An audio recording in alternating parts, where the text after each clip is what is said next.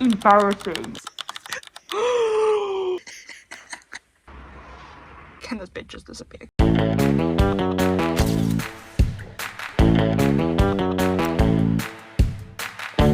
I'm starting Binding 13. I have no idea what I'm getting myself into. I've never read it. I've never seen spoilers. I had to switch to Kindle quickly to highlight something literally on like the second page of the first chapter. I once read somewhere that we mature with damage, not with age. Guys, I don't actually know why I've been putting this off for so long. Maybe because of the sheer thickness of this book. This book can actually not be thick enough right now. This book is so hilarious. I'm about 27% in, and page 127. I don't think I've ever laughed out loud so loudly reading a book. That whole chapter was just hilarious. My favorite character in this book right now is Gypsy. He is the golden retriever that I want and need. Johnny is amazing. He's boyfriend material. I'm looking forward to more POVs from Shannon because we're getting more of Johnny's POVs, which I still love. I'm not complaining. By all means, I'm not complaining. This man is like 10 out of 10. I do not know anything about Johnny's family, but Shannon's family is chaotic. Like, I don't know how I feel about her mom. I actually cannot form an opinion right now. She's a bit, yeah, I don't know. Her father, however, I really dislike. I hope that he gets cut out of this book. He gives me like the shivers. And Joey is the brother that I've always wanted and never had. He's that protective brother, and he's hot. Oh my gosh. I don't know if I want him as a brother or a boyfriend. The whole setting of the school, Tom and college in Ireland, so beautiful. It's literally so beautiful. It's a dream. I want to go to that college right now. This isn't a spoiler or anything, but the amount of times Johnny talks about like his age and like how she's so young and he's like so old. I'm 17 3/4 or something like that, and I'm just like, who says that? Is there like a single responsible adult in this book? These kids are parenting themselves. These kids seem more mature than like all the adults. Who made you cry? Who made you cry? Who the freak made you cry? This book has been so addictive. I've been so unproductive. I have not been so eager to pick up a book so much like in such a long time. Listen to this. Give me a name and I'll take care of it. What? No, I'm grand. I have allergies. Me too, to assholes and bullshit. Women make the best men. Women write about the best men. What does this girl want? Like, just get lost. Johnny, do not give her the time of day. Johnny's such a gentleman, guys. I'd literally tell this girl to fly kites. Cannot understand the mother. I'm infuriated. Like, it's infuriating. Johnny, I love you, but like, stop asking if she's okay. Like, she's clearly not okay. Vanessa, is it ever this serious? Yes, it is serious, because whenever Johnny Kavanagh opens his mouth, I want to highlight the whole entire page. May this man find me wherever he is and just land on my doorstep. Amen. Please and thank you.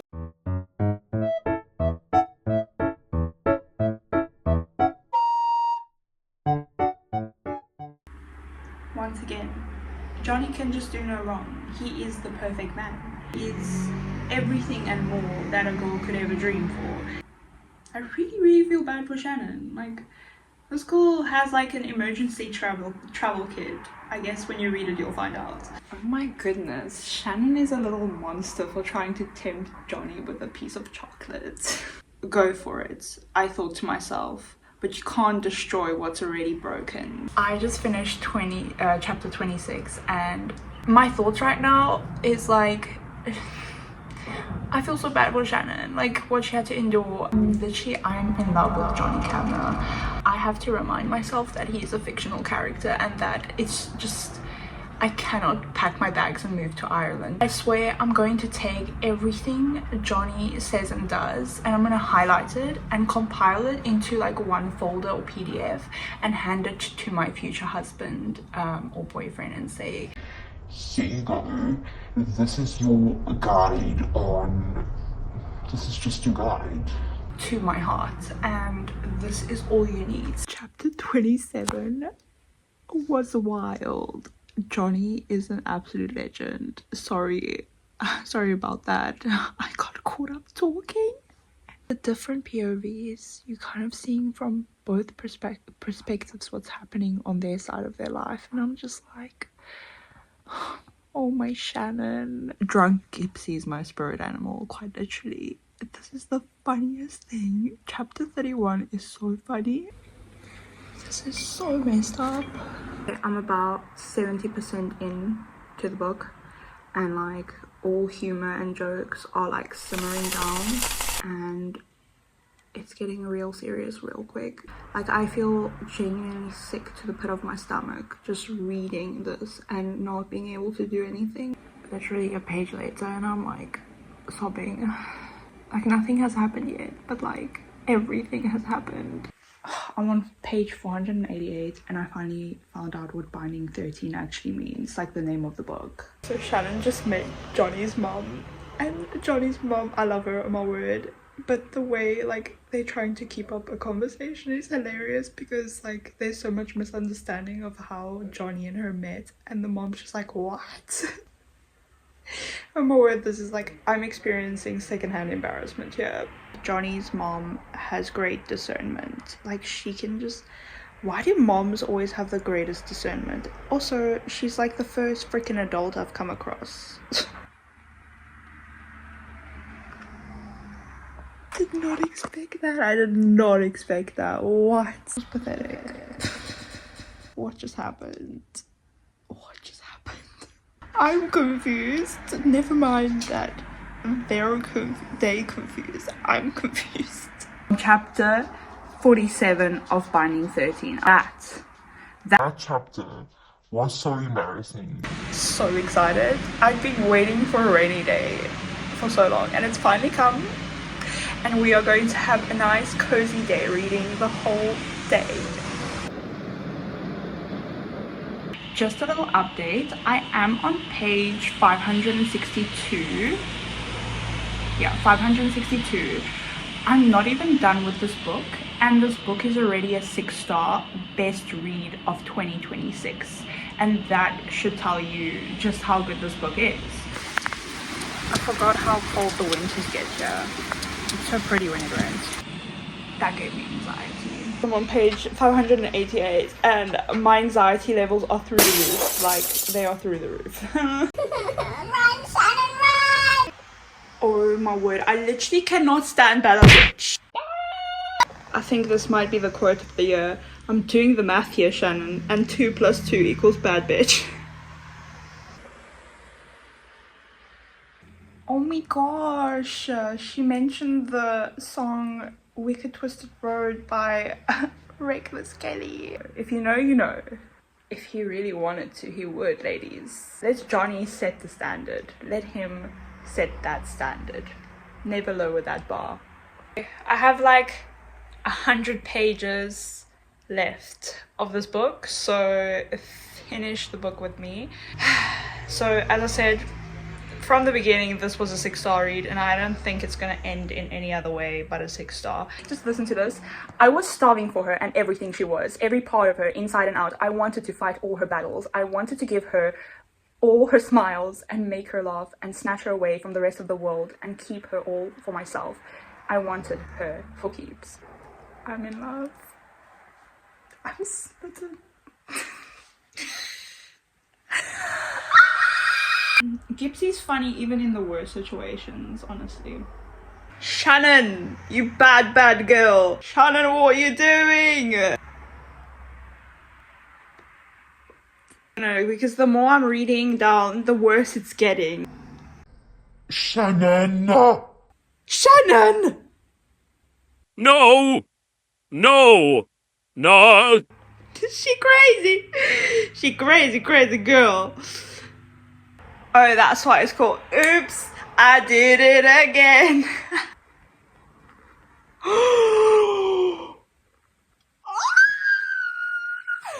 I literally feel like from Cloudy and the Chance of Meatballs, when the cheeseburgers just started falling down.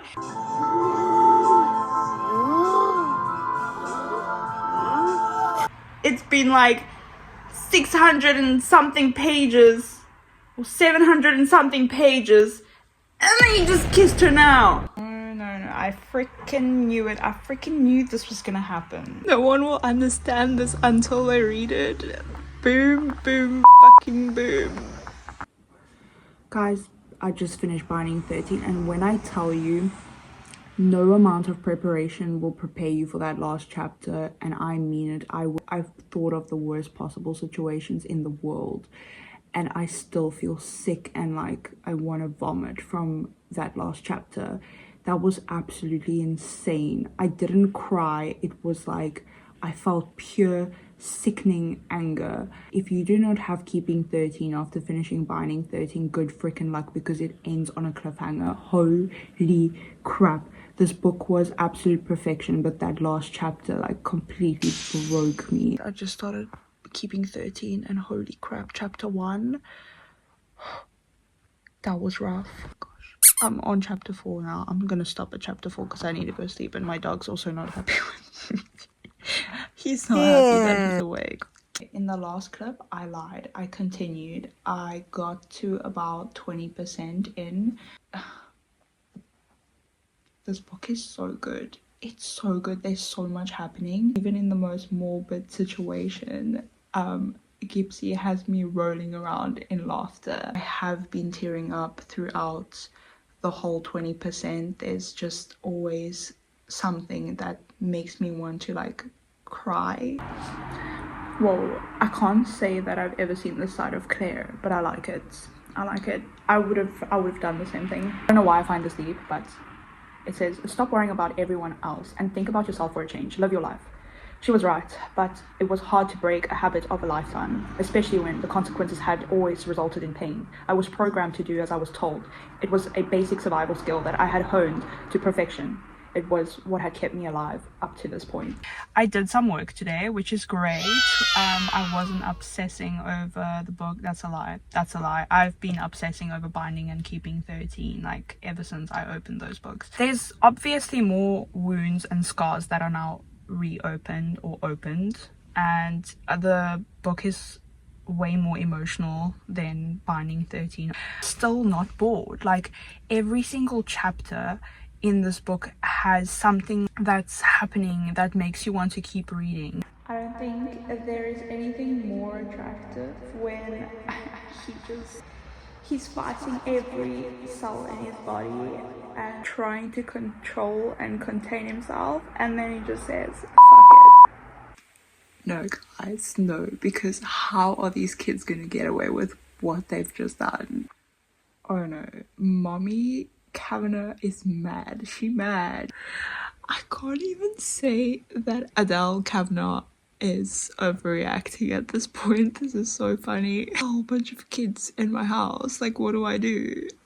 Joey deserves better, and like, he's finally getting a taste of it, and like, he's so appreciative of it, and oh my goodness, oh, Joey, my child. Finally getting a little bit of Tig's personality, and I'm loving it. He's also really standing on business here. He's just having no shit from anyone. He's taking control when no one else is taking control, and if I was a 13-year-old, Tig would be it for me, okay? Guys, I swear, if I see Bella's name in this book one more time, I'm gonna freak out, because oh my word, never have I like despised the person more. Like, can this bitch just disappear? Can she just disappear, please? It's like a Great Dane and a Chihuahua trying to mate, but somehow they make it work. There's a lot going on, but I really feel bad for Darren. Like, this man cannot catch a break. They're just kids, man. They're just kids. At this point of the book, I'm like 40% in, and I'm honestly here for Gypsy. Makes every situation so funny. As soon as he opens his mouth, as soon as like Gypsy is mentioned, I know it's gonna be a good chapter. This book is an emotional roller coaster, okay? I'm going from like crying to laughing to sad. It's a roller coaster, this book, really. I should be wearing my watch. I should be tracking my heart rate in case I need an ambulance, because my heart rate is going through the roof right now with the anxiety that I'm feeling. I'm not even there and I can feel everything that Shannon is feeling right now. I'm scared. I'm scared. Don't do that. I'm so scared. I'm so scared, Cody. It's so scary. It's scary. No. Why is she even going into that scene? Are you This is the most intense chapter that I have actually read in this book. This is the most intense one. Please intervene. Gypsy, intervene right now. I know I said this before, but I'll say it again. It's crazy how like one chapter everything's so like rainbows and unicorns and so funny, and then like the next chapter out of freaking nowhere you're sitting at the edge of your seat and like you can't stop paging through. Johnny is a saint. That's all I'm gonna say. Johnny is a saint, and oh my word, this is probably my favorite chapter right now. It's so cute. Tig is a vicious little thing. Gypsy once again is making everything even funnier than it already is. She can't stop laughing. I love how when Johnny walks into the house, every time his mom is just like, she's already like expecting the worst. She's like, oh Johnny, what have you done?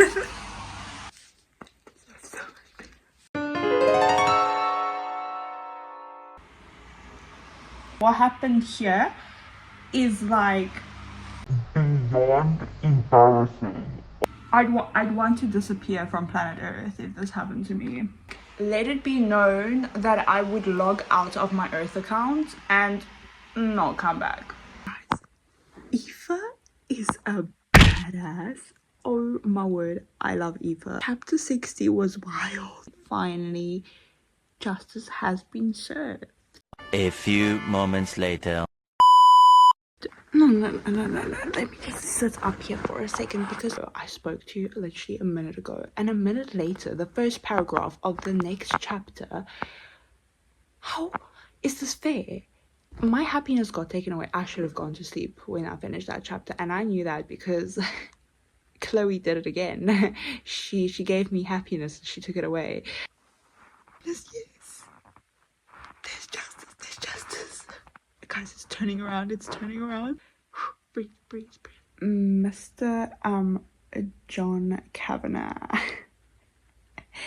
This man is giving me some serious Aaron Warner vibes. Like, he's got that like elegant, calm, cool, collected, hot energy, and I want to read this man's book. I want this man.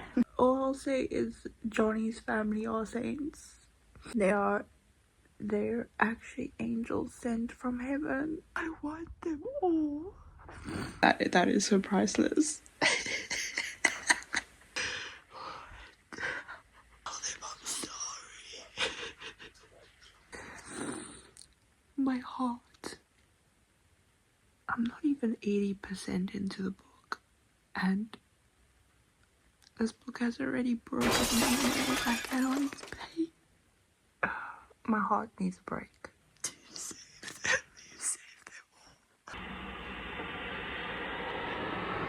Hello? Clara, what do you know, girl? Naughty. Or naughty, you're teasing me. Naughty, you teasing me, you naughty.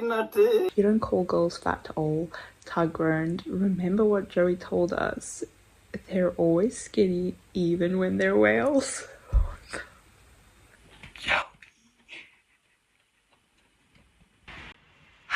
So I just officially finished Binding and Keeping 13, and I don't even know how to explain this without sounding dramatic, because this was not just a romance for me. This felt like an experience. These two books are in a whole league of their own of stars. Because it's so hyped up, I knew it was gonna be emotional, but I didn't know on what level of depth. I mean, the way these characters are written, they are not to be perfect and not even necessarily to be likable all the time, but they are written to feel real. And I think that's why this series pulled me in so much. Binding 13 is like the ingredients to the cake, and you mixing it together, and then keeping 13 is on its own league. It is the cake, it is the frosting, it is the detail. It takes everything, takes the relationships, the pain, and it just intensifies it. What I think makes these two books so exceptional, how well the vulnerability is handled. This is not your normal romance book. It's not rushed and it's not surface level. This feels like you're sitting in the emotion with these characters. It's about healing and trust and choosing someone even when it's not easy. I also feel like these relationships in these two books, they're not written to be idolized, they're written to be earned. That's what makes each moment hit so much harder. Honestly, these two books were an easy 6-star for me, and not because it was perfect, but because it made me feel so many emotions in the span of I don't know how many minutes, and that is very rare. If you are thinking of reading these two books, I think it's a beautiful tragic love story. It's not a light read, it is emotional, and you most likely are going to be addicted and very much attached to each and every character. It is 100% worth it. I don't think for 1 second you should feel intimidated. Maybe look at the trigger warnings, but oh my word, these books are an actual masterpiece. Yo guys, that was my first and ever reading vlog. I know it's not perfect, but I did the best I could. Very difficult keeping things spoiler free when a book is that good, especially. But yeah, let me know if you have read it, what you think, and if you're thinking about picking the book up. I definitely think you should. I think it's going to change your life. Bye guys, and see you next week.